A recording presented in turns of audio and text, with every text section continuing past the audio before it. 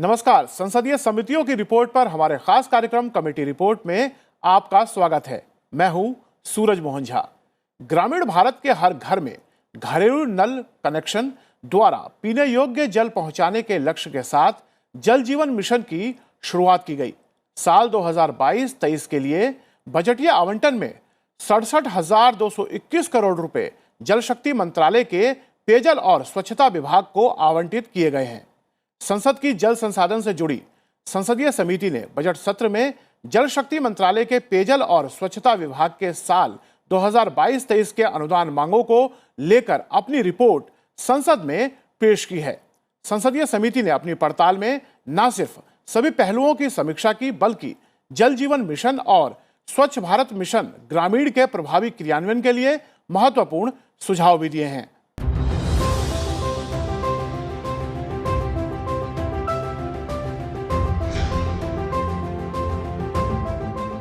समिति की सिफारिशों पर हम विस्तार से डालेंगे नजर, साथ ही विशेषज्ञों से हर पहलू पर करेंगे चर्चा। कार्यक्रम में चर्चा के लिए हमारे साथ जुड़ रहे हैं गोमान सिंह दामोर, सदस्य जल संसाधन संबंधी समिति, लोकसभा के आप सांसद भी हैं। दामोर जी, आपका कार्यक्रम में स्वागत है। और हमारे साथ जुड़ रही हैं विनी महाजन, सचिव पेयजल और स्वच्छता विभाग, जल शक्ति मंत्रालय, भारत सरकार। विनी जी, कार्यक्रम में आपका भी स्वागत है। धन्यवाद।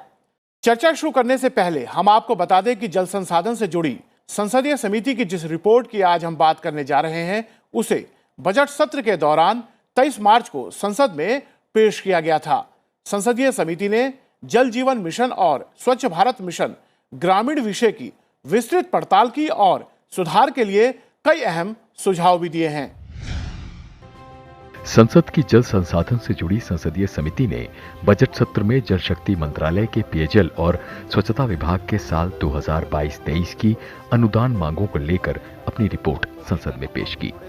संसदीय समिति ने अपनी पड़ताल में न सिर्फ सभी पहलुओं की समीक्षा की, बल्कि जल जीवन मिशन और स्वच्छ भारत मिशन ग्रामीण के प्रभावी क्रियान्वयन के लिए महत्वपूर्ण सुझाव भी दिए हैं। पेयजल और स्वच्छता विभाग जल जीवन मिशन में हर घर तक नल कनेक्शन से पेयजल उपलब्ध कराने में पीछे रह रहे राज्यों पर दबाव डालें, ताकि साल 2024 तक प्रत्येक ग्रामीण परिवार को पीने योग्य जल उपलब्ध कराया जा सके। हालांकि संसदीय समिति ने हरियाणा, गोवा, तेलंगाना, गुजरात, हिमाचल प्रदेश और पंजाब राज्यों की योजना के बेहतर कार्यान्वयन के लिए प्रशंसा भी की है। संसदीय समिति ने जल जीवन मिशन के लिए 60,000 करोड़ रुपए के बजटीय आवंटन को अपर्याप्त बताया है। संसदीय समिति ने अपनी रिपोर्ट में पाया है कि 117 आकांक्षी जिलों में सिर्फ 39% घरों में ही नल के पानी का कनेक्शन है। इसलिए संसदीय समिति ने सुझाव दिया है कि विभाग सभी लक्षित आकांक्षी जिलों और जापानी इंसेफ्लाइटिस प्रभावित जिलों में राज्य सरकारों के साथ मिलकर समयबद्ध कार्य योजना तैयार करें।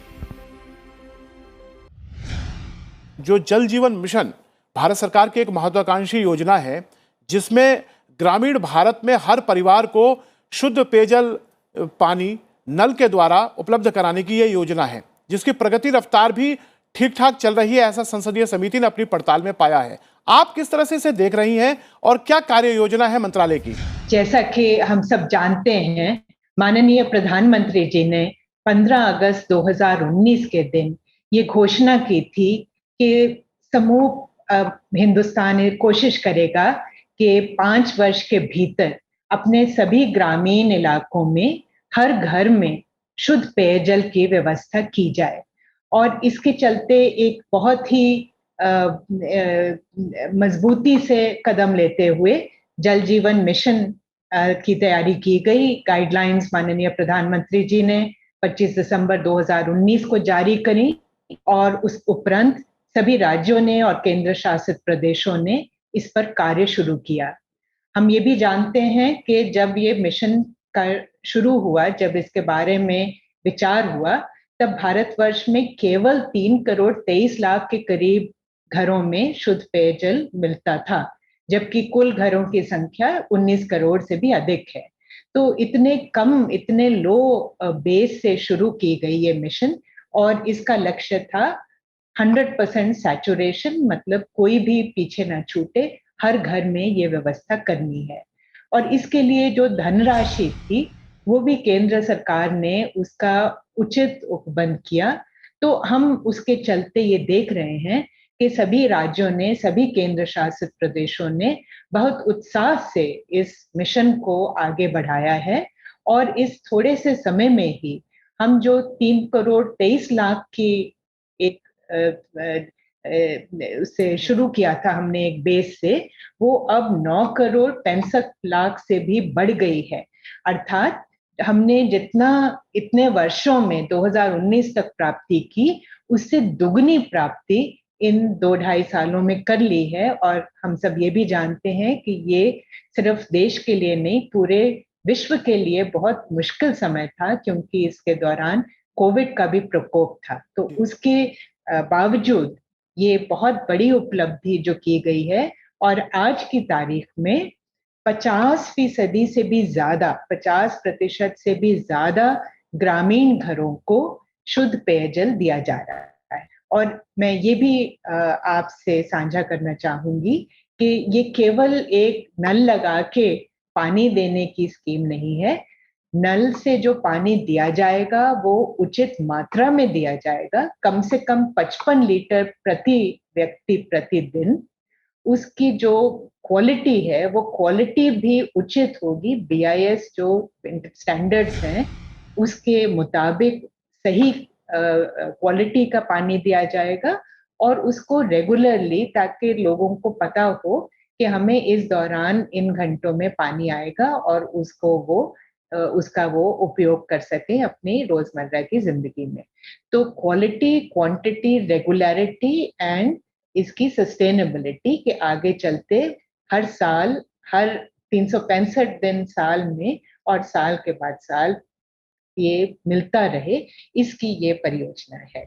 संसदीय समिति ने अपनी रिपोर्ट में सुझाव दिया है कि पेयजल और स्वच्छता विभाग जल जीवन मिशन में हर घर तक नल कनेक्शन में पेयजल उपलब्ध कराने में पीछे रह रहे राज्यों पर दबाव डाले, ताकि साल 2024 तक प्रत्येक ग्रामीण परिवार को पीने योग्य जल उपलब्ध कराया जा सके।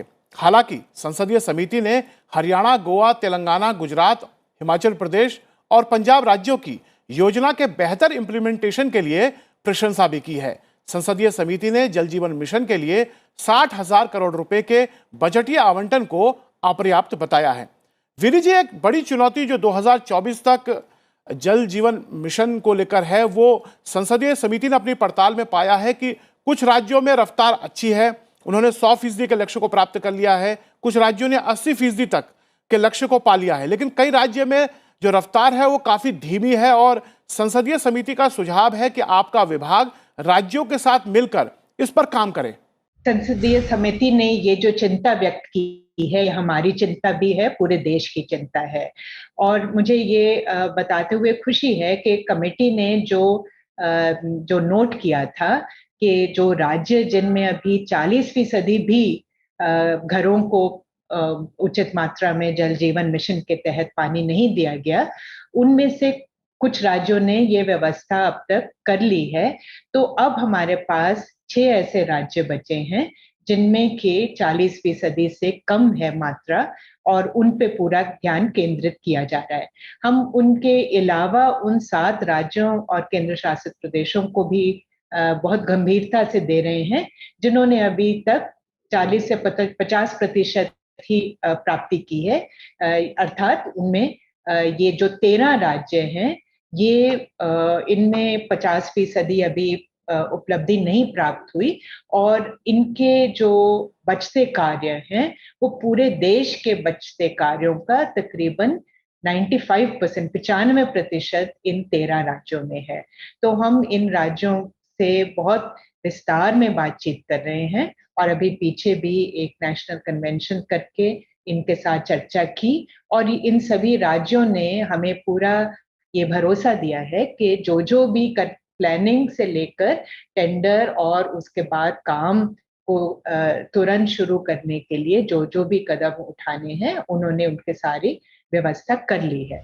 जैसे कि संसदीय समिति ने अपनी पड़ताल में, जिसके आप सदस्य हैं, ये पाया है कि कुछ राज्यों ने जल जीवन मिशन को लेकर बहुत अच्छा काम किया है, लेकिन कई राज्यों में इसके इंप्लीमेंटेशन को लेकर आपकी संसदीय समिति ने चिंता जाहिर की है और उन्होंने मंत्रालय को सुझाव दिया है कि राज्य सरकारों के साथ मिलकर इसकी रफ्तार को बढ़ाया जाए। तो किस तरह की कमी आपने कुछ राज्यों में देखी है और आप क्या चाहते हैं किस तरह से जो मंत्रालय है वो काम करे? कि यहाँ की सरकारों ने बहुत अच्छा काम किया है और लगभग उनका कवरेज बहुत अच्छा है, चाहे वो स्वच्छ भारत मिशन का कार्यक्रम हो, चाहे वो जल जीवन मिशन का कार्यक्रम हो। परंतु जो हमारे कुछ ऐसे राज्य हैं जहाँ की सरकारों ने अभी भी इसको प्राथमिकता पे नहीं दिया है, तो हमने राज्य सरकार के जो संबंधित अधिकारी हैं और विशेषकर जो उस राज्य के मुख्य सचिव हैं या उस राज्य के अपर मुख्य सचिव हैं, उनसे चर्चा करके अनुरोध किया है कि ये हमारा शैक्षिक कार्यक्रम है और इसको प्राथमिकता देकर करें। कई जगह पे हमको थोड़ी सी दिक्कतें आ रही है, पर हमारा ये जो समिति है इसका लगातार दौरा होने से ये मुझे ऐसा लगता है कि जो छोटी मोटी समस्याएं हैं वो हम दूर करने में सफल होंगे। संसदीय समिति ने अपनी पड़ताल में पाया है कि ग्राम कार्य योजना और ग्राम जल और स्वच्छता समितियां जल जीवन मिशन की निगरानी और बेहतर कार्यान्वयन के में महत्वपूर्ण भूमिका निभाते हैं और योजना की सफलता में प्रमुख कड़ी है। इसलिए संसदीय समिति का सुझाव है कि विभाग राज्यों के साथ मिलकर इनके गठन के लिए एक कार्य योजना बनाए। विधि जी, जिस तरह से ये दोनों समितियां हैं जो बताई जा रही हैं जल जीवन मिशन के इम्प्लीमेंटेशन में काफ़ी महत्वपूर्ण हैं और समिति ने अपनी पड़ताल में पाया है कि कई राज्यों ने इनके गठन में अच्छा काम किया है लेकिन कई राज्यों में इनका गठन नहीं हुआ है। समिति का सुझाव है कि आप लोग राज्य सरकारों के साथ मिलकर इनका जल्दी से गठन कराएं ताकि 2024 तक का जो लक्ष्य है वो प्राप्त किया जा सके। जैसे समिति ने नोट किया है, ग्राम स्तर पर लोगों की पार्टिसिपेशन, कम्युनिटी एंगेजमेंट, ये इस मिशन का एक बहुत ही है, बल्कि ये सारी मिशन इसी पर स्थापित है कि लोग इसमें शामिल हों और खास तौर पे जो ग्रामीण संस्थाएं हैं वो इसमें भागीदारी करें। और ये भागीदारी मिशन की हर स्टेज पे होनी है। जो प्लानिंग होनी है कि किस तरीके से उस ग्राम में पेयजल का प्रबंध किया जाए, वो प्लानिंग एक विलेज एक्शन प्लान के से होनी है।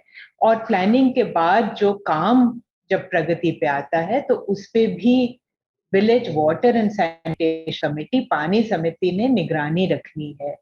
जब कार्य संपन्न हो जाए तो ये जो पूरी स्कीम है ये हैंड ओवर होनी है इन कमेटीज को, ताकि वो आगे इसको खुद चलाएं और खुद चलाएंगे तो देखें तो हम इस चीज पे हमें भी संतुष्टि होगी कि उस गांव में ना पानी का कोई वेस्टेज होगी और ना उसमें कोई ब्रेकडाउन वगैरह से लोगों को परेशानी आ पाएगी। ये गांव के लोग खुद इसका प्रबंध कर लेंगे और उसके लिए हमने ये भी व्यवस्था की है कि हर ग्राम में नौजवानों को स्किल ट्रेनिंग दी जाए ताकि वो प्लम्बर, मेसन, इलेक्ट्रिशियन वगैरह के कार्य सीख लें, ताकि कोई छोटी मोटी ब्रेकडाउन हो तो उसका वो गांव स्तर पर ही प्रबंध कर लें और इसके अलावा अगर कोई ज्यादा परेशानी आती है तो उसकी भी व्यवस्था की जाए। दामोदर जी, संसदीय समिति ने अपनी रिपोर्ट में पाया है कि 117 जो आकांक्षी जिले जो नीति आयोग ने जिन्हें चिन्हित किया है उनमें सिर्फ 39% घरों में ही अब तक नल द्वारा जल पहुंचाया गया है।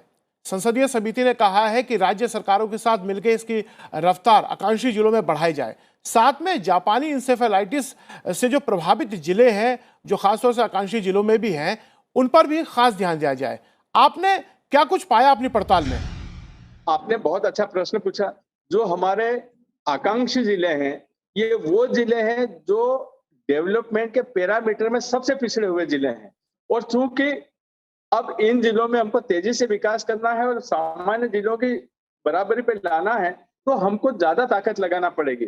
जो हमारे एस्पिरेशन डिस्ट्रिक्ट हैं, इन एस्पिरेशन डिस्ट्रिक्ट में जो इंफ्रास्ट्रक्चर डेवलपमेंट जैसा होना चाहिए था वो इंफ्रास्ट्रक्चर डेवलपमेंट उतना अच्छा नहीं हो पा रहा है।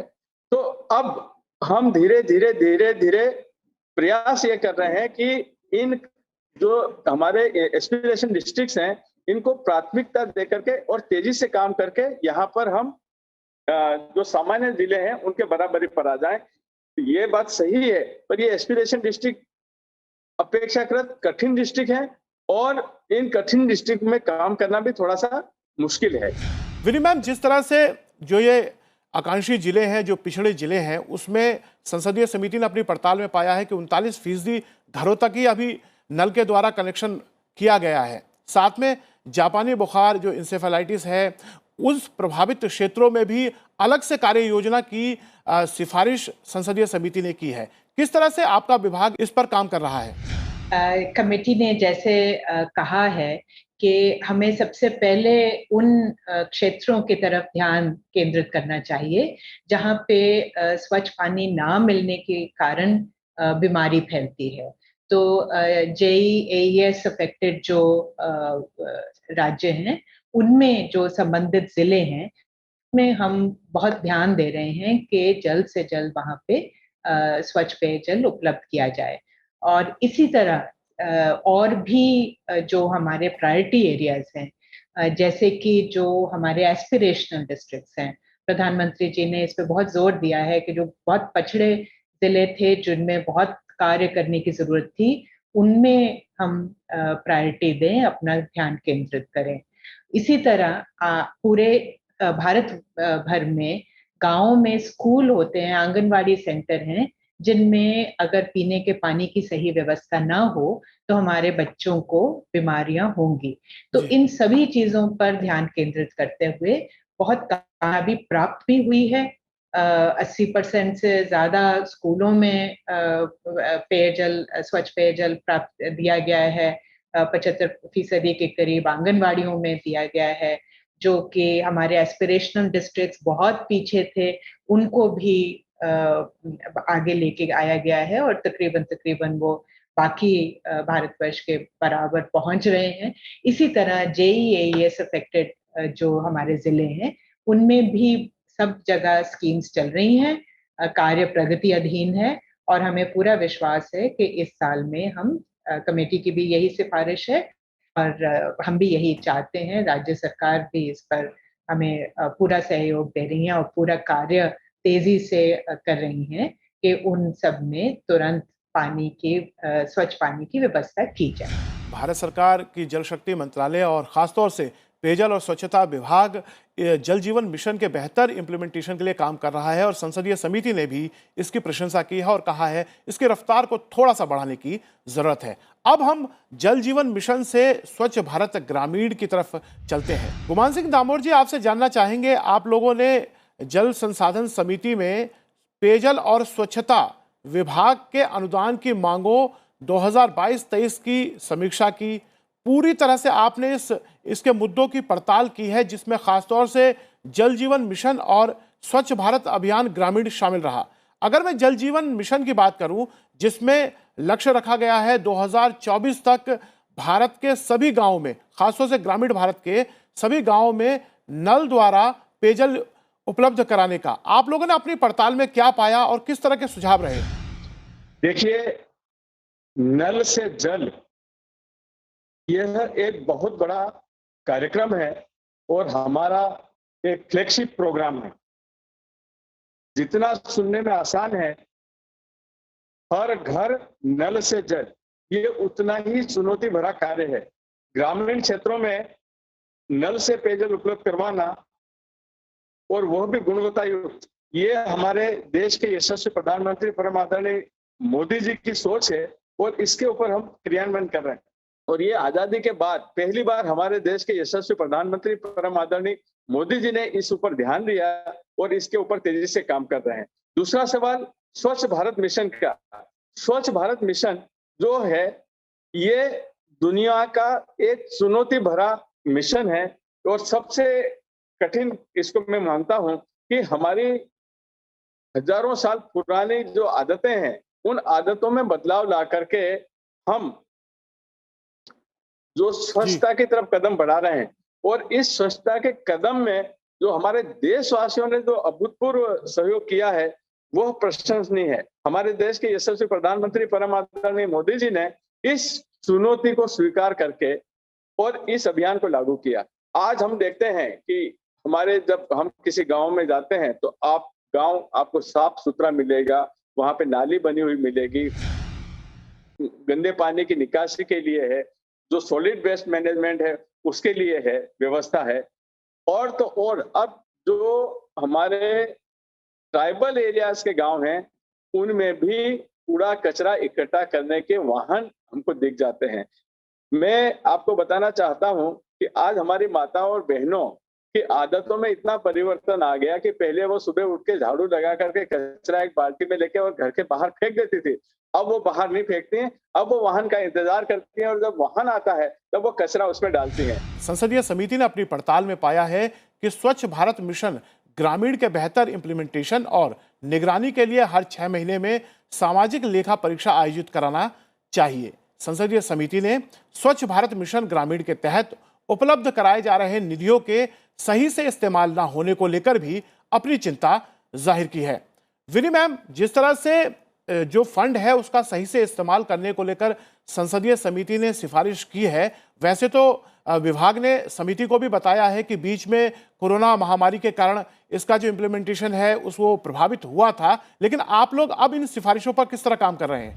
हम जानते हैं कि स्वच्छ भारत का जो सपना था प्रधानमंत्री जी का, वो किस तरह से 2014 से ही शुरू होके पहले 5 साल में पूरे भारतवर्ष को ओपन डेफिकेशन फ्री किया गया था और उसके चलते 10 करोड़ से भी अधिक शौचालय बनाए गए और लोगों को उनको प्रयोग करने के लिए प्रोत्साहित किया गया। तो अब जो स्वच्छ भारत मिशन ग्रामीण का दूसरा ये चरण है, उसमें हमारा जो लक्ष्य है वो ये है कि एक तो जो open defecation free status Bharat ने प्राप्त किया और हमें बहुत गर्व है कि दुनिया ने अपने सामने जो रखा था लक्ष्य सस्टेनेबल डेवलपमेंट गोल्स के चलते में, उससे हमने बहुत उससे जल्दी हमने अपने देश को ओपन डेफिकेशन फ्री कर दिया और हर गांव ने अपने आप को ये परख के ये कहा कि हम अब ओपन डेफिकेशन फ्री हो गए हैं। लेकिन फिर भी कभी कोई छूट जाता है या कोई नया घर बन जाता है, तो इसलिए जहां भी जरूरत हो वहां नए शौचालय बनाए जाएं। इस पर हमारा सबसे पहला ध्यान हमारा ये है कि कहीं हम ओपन डेफिकेशन फ्री स्टेटस के कहीं पीछे ना पड़ जाए। तो उसके चलते जो जहां जहां जरूरत है, जहां नया घर बना या जहां किसी शौचालय को मुरम्मत की जरूरत थी, तो और लोगों को भी बार बार प्रेरित करने की जरूरत है कि अपनी सेहत के लिए, अपने परिवार, अपने लोगों की सेहत के लिए वो जरूर शौचालय का उपयोग करें। तो हमें यकीन है कि पैसा भी खर्च हो जाएगा और जैसे जल जीवन मिशन की बात करी, वैसे ही स्वच्छ भारत मिशन के लिए भी हमें पूरा भरोसा है कि धनराशि की कोई कमी नहीं आएगी और हम राज्यों को भी यही कह रहे हैं कि वो और प्लान बनाएं और कार्रवाई करें। बिल्कुल, भारत सरकार, आपका मंत्रालय, विभाग और तमाम राज्य सरकारें इस ओर काम कर रही हैं और जल जीवन मिशन की बात हो या फिर स्वच्छ भारत अभियान जो ग्रामीण है उसकी बात हो, उसकी रफ्तार काफ़ी अच्छी है। संसदीय समिति ने अपनी पड़ताल में भी इसे सराहा है और इसकी रफ्तार को और इसी तरह तेज बनाया जाए ताकि पूरा भारत इसके दायरे में आ सके। विनी मैम, आप हमारे इस कार्यक्रम में आई और संसदीय समिति की सिफारिशों के साथ मंत्रालय और विभाग के द्वारा जो कदम उठाए जा रहे हैं इन दोनों कार्यक्रमों को लेकर, उसको लेकर आपने हमें बताया, आपका बहुत बहुत शुक्रिया। दामोदर जी, संसदीय समिति ने अपनी पड़ताल में पाया है कि स्वच्छ भारत मिशन ग्रामीण के बेहतर कार्यान्वयन और निगरानी के लिए हर 6 महीने में सामाजिक लेखा परीक्षा जो सोशल ऑडिट होता है उसका प्रयोग होना चाहिए। कुछ राज्यों में ये सही समय पे कराए जा रहे हैं, लेकिन कई राज्यों में ये ऑडिट नहीं करवाए जा रहे हैं। वहीं पे स्वच्छ भारत मिशन ग्रामीण के तहत जो भारत सरकार निधि उपलब्ध कराती है, फंड देती है, उसके भी सही से इस्तेमाल नहीं हो रहा है। इसको लेकर भी संसदीय समिति ने चिंता जाहिर की है। आप लोगों ने अपनी पड़ताल में क्या कुछ पाया? कुछ राज्य सरकारें इसमें अपने कुछ कारणों से रुचि नहीं ले रही हैं, परंतु हमने जहां पर अच्छे कार्य हुए हैं उनका उदाहरण दिया है और उनसे भी अनुरोध किया है कि इन कार्यक्रमों को प्रभावी ढंग से लागू करने के लिए हमको सोशल ऑडिट करवाना पड़ेगी और यह हमारे समय की आवश्यकता है, इसको हम नकार नहीं सकते हैं। तो गुमान सिंह दामोदर जी, कार्यक्रम के अंतिम पड़ाव पे हैं हम जानना चाहते हैं जो ये 2 महत्वाकांक्षी योजनाएं हैं भारत सरकार की, जल जीवन मिशन और स्वच्छ भारत अभियान ग्रामीण। आपकी संसदीय समिति ने एक अच्छी पड़ताल इनके अनुदान मांगों को लेकर की है और काफी अच्छे सुझाव दिए हैं इनके इम्प्लीमेंटेशन को लेकर। अब आपका क्या सुझाव रहेगा ताकि जो लक्ष्य हमने निर्धारित किया है उसे प्राप्त कर सके? देखिए, जो भारत शासन की गाइडलाइन में हमने विलेज लेवल पर समिति का गठन का सुझाव दिया है कि विलेज लेवल की समिति का गठन करें और यही समिति स्वच्छता का भी कार्य देखेगी और यही समिति ड्रिंकिंग वाटर का भी कार्य देखेगी। इसके दो फायदे हैं। एक, सामाजिक सहभागिता होगी, जैसा अभी आपने प्रश्न किया था सोशल ऑडिट का, तो यहाँ पर सामाजिक सहभागिता होने से सोशल ऑडिट का जो कार्य है वो स्वतःपूर्ण हो जाएगा और जब जन भागीदारी होगी तब हमारे कार्यक्रम की असफलता का कोई संदेह नहीं रह जाएगा। इसलिए हमको प्रत्येक गांव में पेयजल समिति का गठन करना चाहिए, स्वच्छता समिति का गठन करना चाहिए और भारत शासन की जो गाइडलाइन है इसका पालन करना चाहिए। कुछ राज्यों ने बहुत अच्छा काम किया है और जैसे सैनिटेशन के मामले में मैं आपको बताना चाहता हूं कि मैं गुजरात में भी गया था और गुजरात में बहुत अच्छा कार्य हुआ है। पेयजल के मामले में बहुत अच्छा कार्य हुआ है। हमारे जो आपने 3-4 राज्य बताए हैं जैसे हिमाचल प्रदेश, पंजाब, हरियाणा, इन राज्यों में बहुत अच्छा काम हुआ है।